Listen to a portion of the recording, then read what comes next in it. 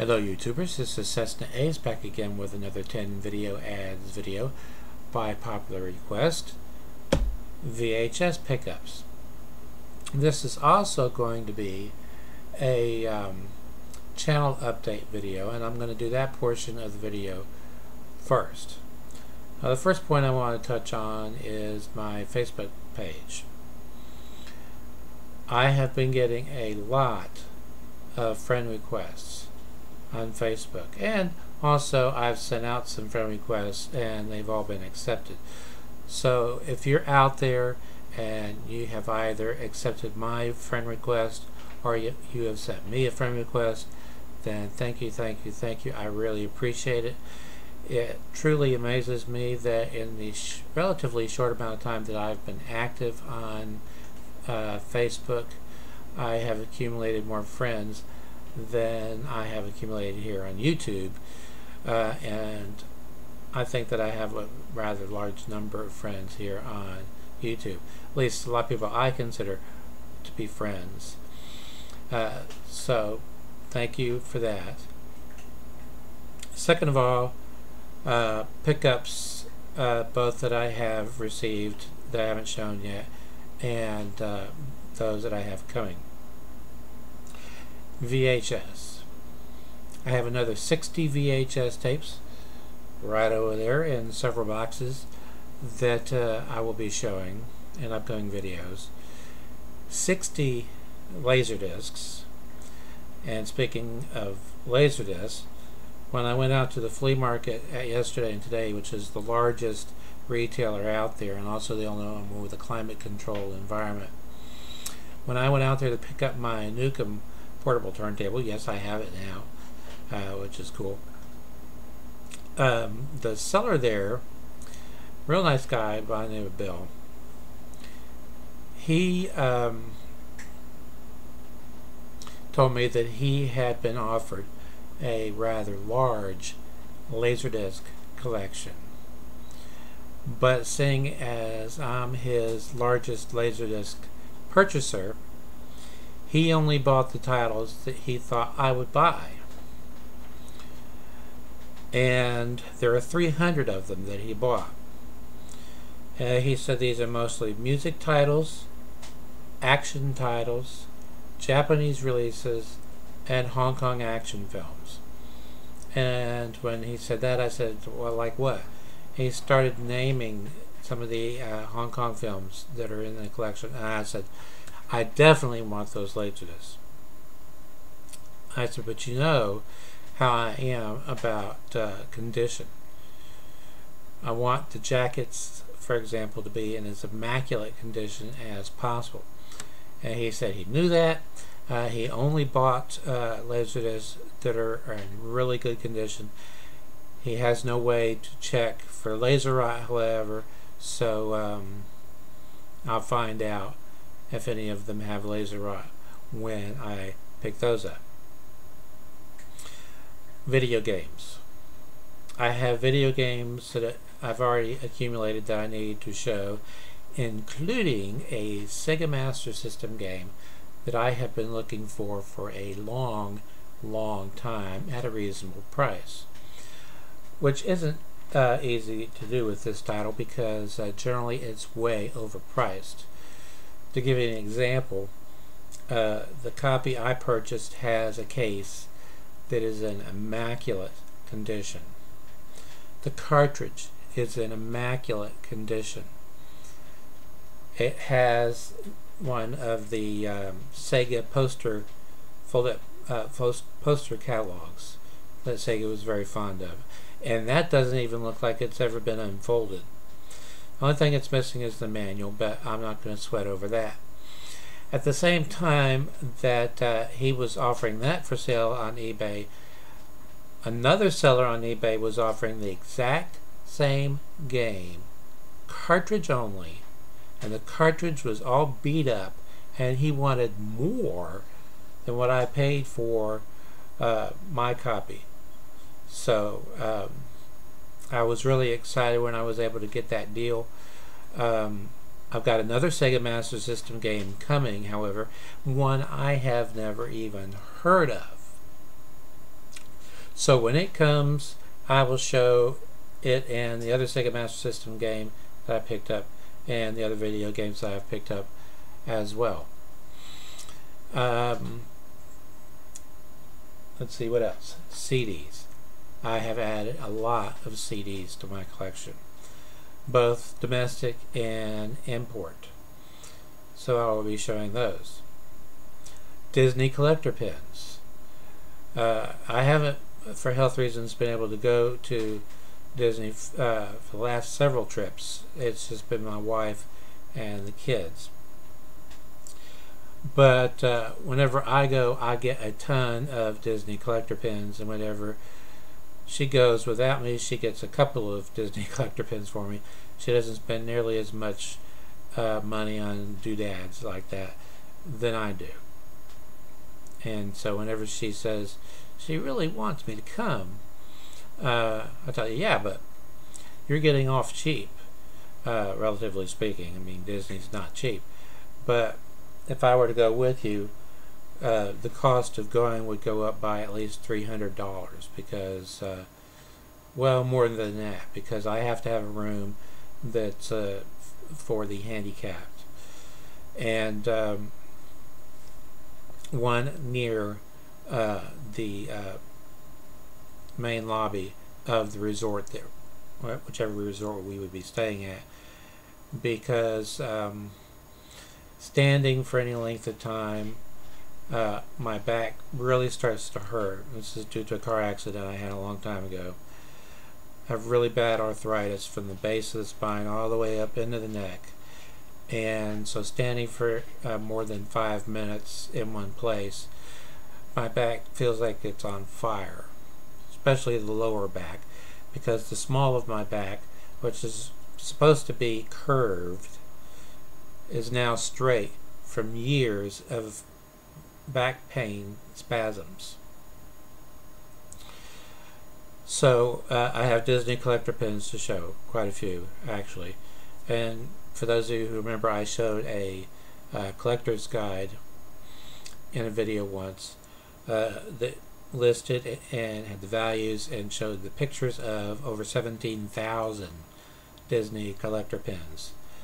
They issue pins that are specific to each resort. They have pins that are specific to each park. They have pins that are specific to a certain character or attraction, like the Haunted Mansion.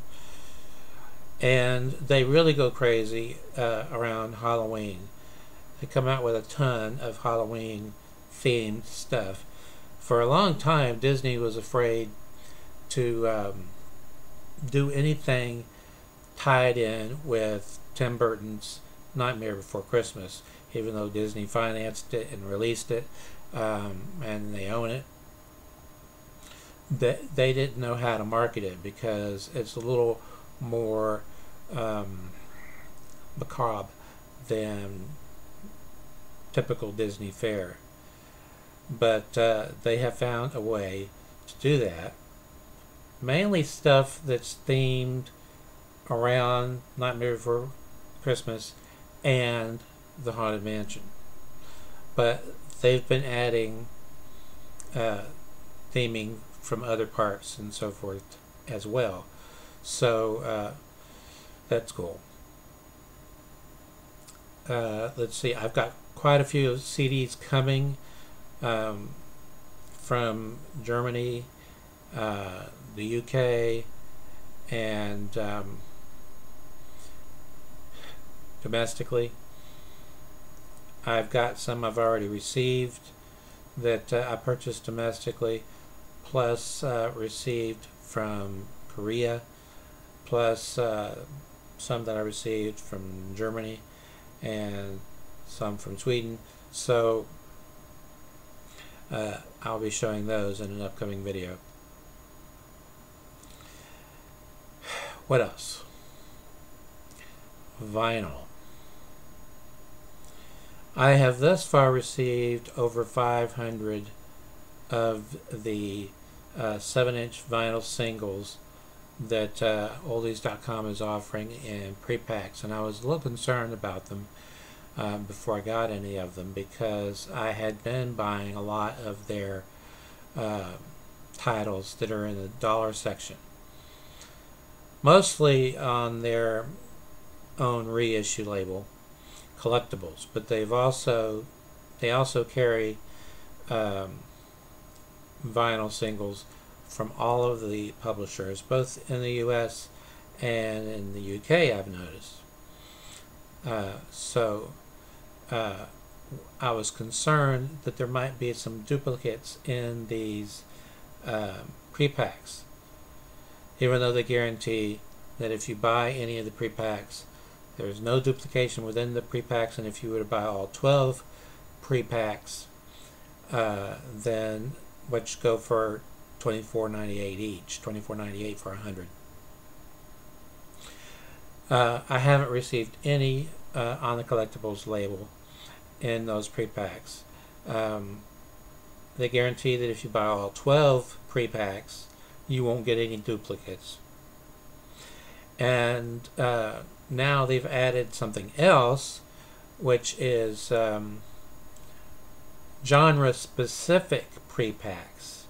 These are twice as much. They're $50-something, but 100 rock and roll singles, or 100 country singles, or 100 R&B singles, that sort of thing.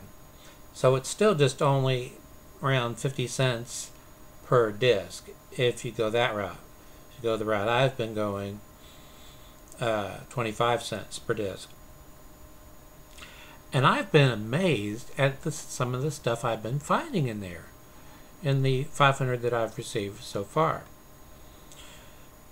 Record labels that I never heard of. Some of the issues that I have from these labels that I got in the pre-packs are early releases for certain labels. In fact, there's at least one where I have the very first issue from that label, and that label did go on to make a number of other 7-inch singles and release them. But another thing that amazed me, apart from the ones that were obviously on British labels, because the address on the record label and on the sleeve are in London, or is in London. So there's that. And also I was surprised at the fact that filled with original issues. Some are reissues, not from Collectibles, but from the major record labels' own reissue lines. For example, Columbia Records has its Hall of Fame reissue line. RCA has its back-to-back gold, I think it's called. Each song on each side is one that went gold. So there's those. But there are a lot of first issue or original issue records in there, dating from the 2000s, the 90s, the 80s, the 70s. And I pulled one out on the Atco label, and I stared at it for a few seconds because I was incredulous at what I was seeing. I love the Atco label. I had a lot of Atco records, which is a division of Atlantic, which is a division of Warner Communications. But anyway, I had a lot of Atco label records when I was a kid. Some rock and roll, but mostly R&B and soul. I was staring at this Atco label, or release, because the group on there were the Bee Gees. Or was the Bee Gees. Was, were, whatever. When I was in high school, and that goes back to the mid to late 70s, everything that I bought that was Bee Gees related, whether it was Bee Gees themselves or Andy Gibb his solo releases. They were all on the RSO label. I had never seen any Bee Gees on Atco. So I pulled out my handy-dandy price guides. And sure enough, there were releases of the Bee Gees on Atco in the 60s. Specifically, this one was released in 1968. The only thing about it is Atlantic had drilled a hole where the label is. Just a tiny hole. Nice and clean. It doesn't have any blossoming on either side. Just a clean, small hole. Their equivalent of a cutout. But it plays beautifully. In fact, I'm going to say that all but one have played beautifully, and I'm going to contact them about that, because it's one of these cases where the disc was pressed in 1982, as it turns out, and the label, center label, is so far off center that the grooves have been pushed over, and not straight, but kind of like this. So using auto, tone arm would lift, go over, and it always hits at the beginning of the record, always. But with this one, it always drops right down before the record. And I've tried manually putting it on the record, and it stays on there for about a second, maybe half a second, and then it flies off again because the grooves are slanted. So I'm going to contact them about that. But the rest have all been beautiful. They play beautifully. There's one that's a Billy Joel single where the B-side runs over 11 minutes. And it plays beautifully. It just goes to show you can do EPs, extended play, singles, at 45 RPM, and no problem. In fact, RCA was doing that when they introduced the format around 1948 or so. Their EPs were at 45 RPM. But sometime in the 70s or 80s, certain record publishers began making EPs at 33 1/3, and I don't really understand that, because if they can do it in 48, why can't they make EPs at 45 RPM now? Well, it turns out they can. Anyway, there's that. I've added 500 so far. I've got another 200 coming, and they've had a number of new releases come out that they are stocking, and I went ahead and picked up the first 3 or 4. These are all Elvis Presley reissues, but with picture sleeves, and the picture sleeves look, at least on their website, to be absolutely stunning, and only around $5 a piece. So I'm snapping those up while they're available, because Elvis Presley is one of those artists. There are 2 artists that the collector guides have always said break all the collector rules. There are certain things that apply to collecting records that apply to every other artist except for Elvis Presley and the Beatles. So I'm not taking any chances. I ordered the first 3 or 4, and I'll be ordering more.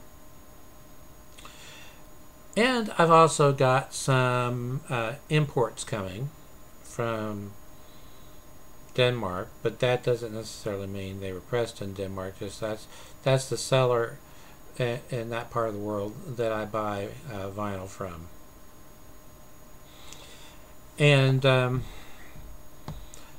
I've also still been adding a lot of 7-inch vinyl singles whenever I go to Yesterday and Today out at the flea market. I've been playing every single record in my collection, one at a time.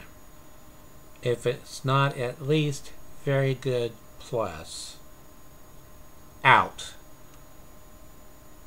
And the stack is about that high. Although I keep the sleeves because I can reuse those.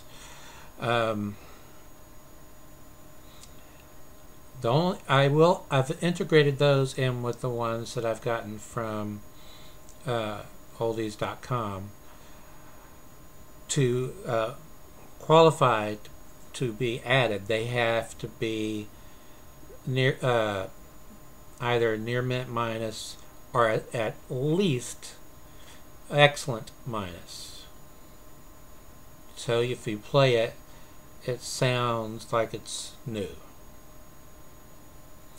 So that ups the ante about 100 more records. So I have 600 or so that I need to be showing. I have 200 more coming, and I guess that's enough rambling. I'm going to wind up doing 21 minutes of rambling. These all of these I picked up at the flea market for $1 a piece. First is from Discovery Channel Video, part of the Wings collection, Wings Over the Gulf.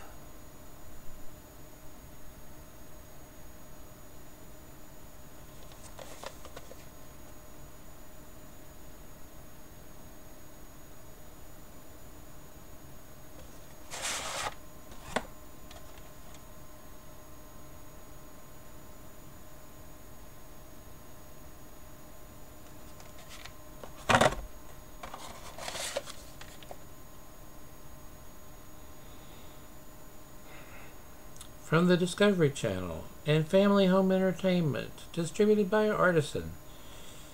It's amazing how many logos some videos have. I've got some have like eight companies logos on them. It's like, okay. Speaking, as I did earlier, of Elvis Presley, Blue Hawaii. I've had this on VHS before. Back in the day, it was released by CBS Fox Video, and it was in back when they were using a larger size case, not the Disney style cases, not clamshell cases, but larger than these. This has the CBS Fox logo on it and the Fox Video logo on it.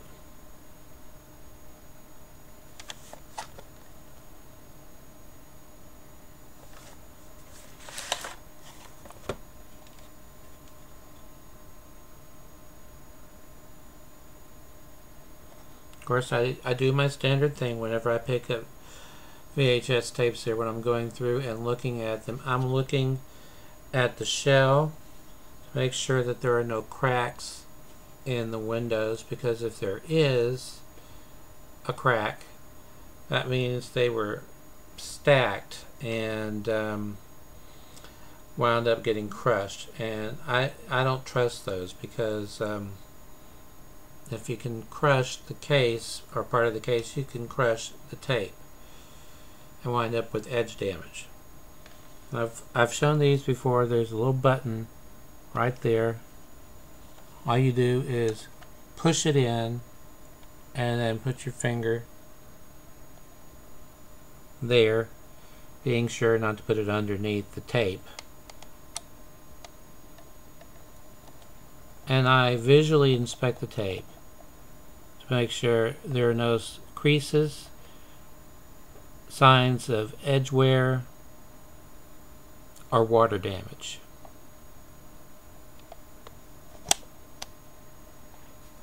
Also, I do this to check the mechanism.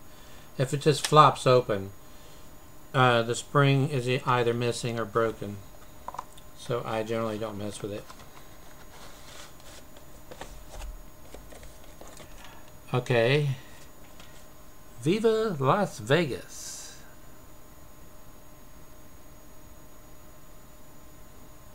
This is on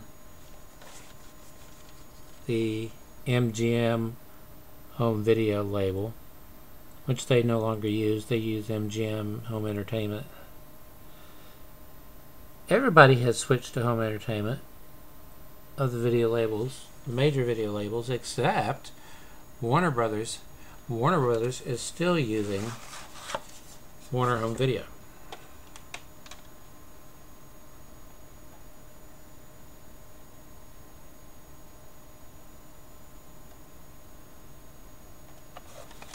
Another thing I check for is the pack. Is the pack even? If it looks like the tape is wound on there and it's uneven, then that means that there was a problem with the last machine it was played in. So I don't mess with those either. Okay, some anime here. Tenichi and Friends Special. Pretty Sammy the Magical Girl.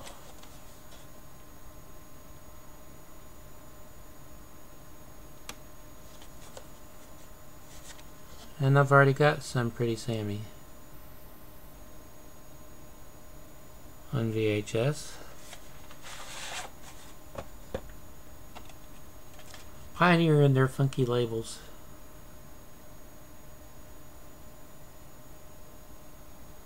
That's what you call pink. It's also what you call loud. It's like, it certainly gets your attention. Okay, every bit of anime I ever come across out of the flea market is English dub. That one was no different, and this one isn't either. Tenichi and Friends Special Pretty Sammy 2, Revenge of the Imperial Electronic Brain.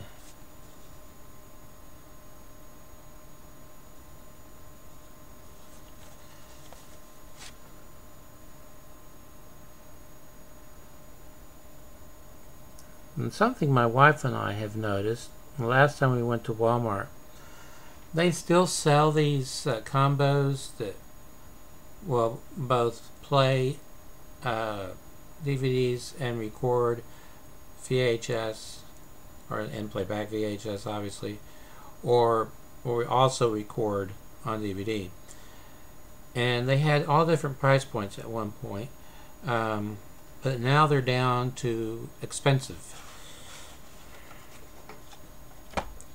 In fact, they only had 2 models the last time we were in there, and they were both expensive. Got a card from Pioneer, yay! No Brucey bonus.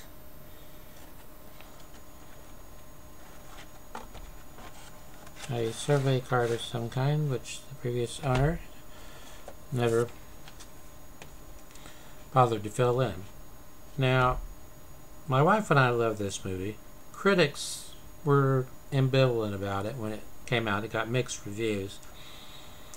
But she loved this movie when I met her. And so I bought it on Laserdisc and widescreen. And I really like this movie. Now this features in the cast Vera Miles, Catherine Ross, Jim Hutton, and John Wayne. Hellfighters.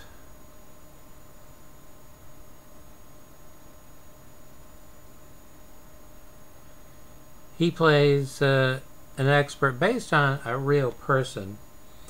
Red Adair is who it's based on. He plays Chance Buckman, but it's based on Red Adair, who put out oil rig and oil drilling platform fires using dynamite.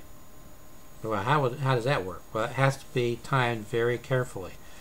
But what it does is, if you do it right, robs the fire of any oxygen. And that's what keeps the fire burning, is the oxygen. and having something flammable, which oil is.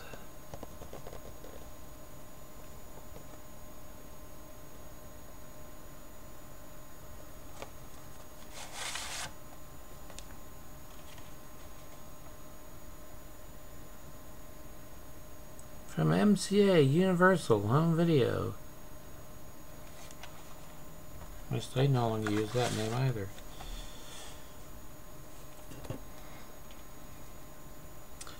And I've already got a sealed copy of this. I have another sealed copy of this. George Wendt and Shana Reed. And welcome to Planet Earth.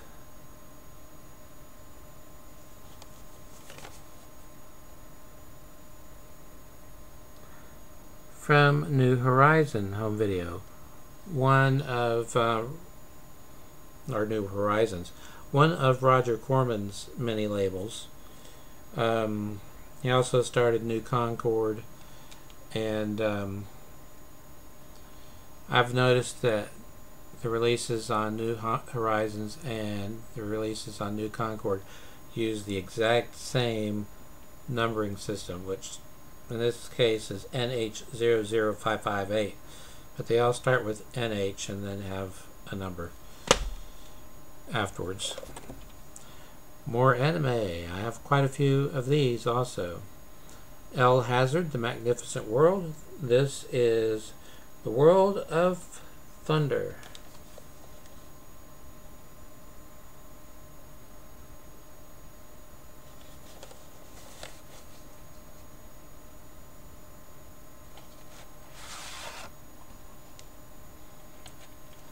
Pioneer went kind of subdued on their label this time. Plain white with black text.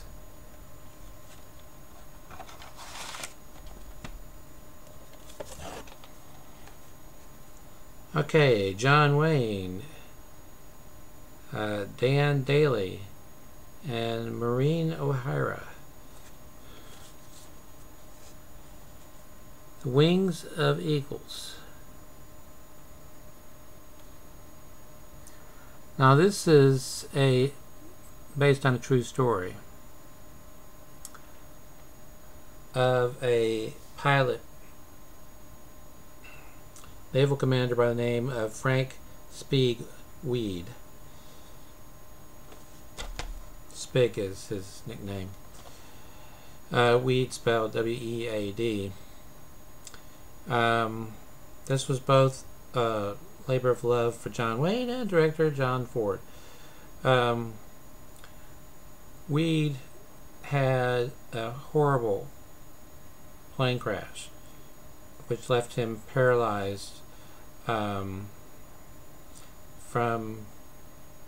the waist down, and he not only used his willpower and so forth to painstakingly learn how to walk again, but in the meantime he had to live, and he became a popular screenplay writer for films. And I really like this movie.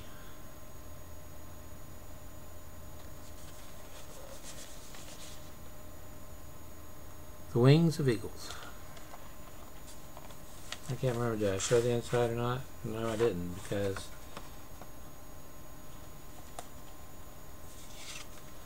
it's got this little thing from CBS Fox in it.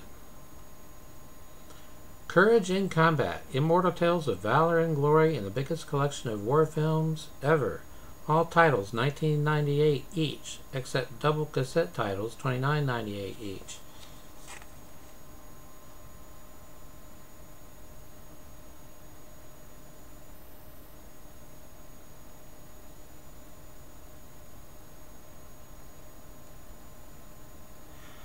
I have Patton, I have Tor Tor Tor, I have 12 O'Clock High, I have Blue Max, I have Hell in the Pacific. I have quite a few of those, actually.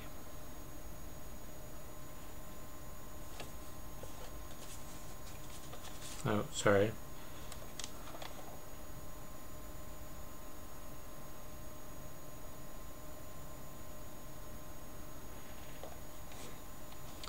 A lot of times I find these tapes at the flea market that aren't fully rewound. That's one thing I do when I check them. When I get home, I check them all to make sure they play okay. And I had to take a couple back once, because even though they looked good, they didn't play worth a darn. But I buy so many tapes from her that I guess she didn't want to lose me as a customer, because she took them back immediately and gave me credit. Now I have this, I think, on DVD. I know I already have it on some format. Executive Decision.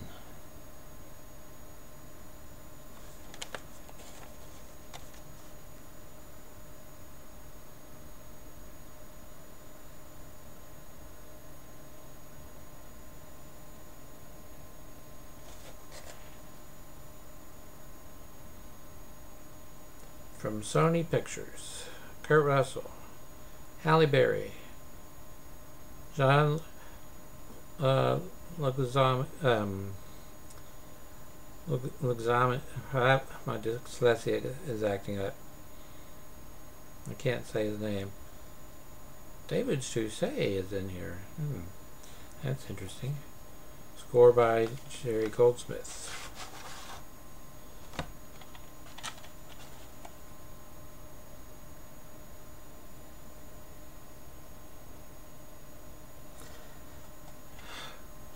But this thing I have, I have both dyslexia and ADHD, and there's quite a few words that I know the word.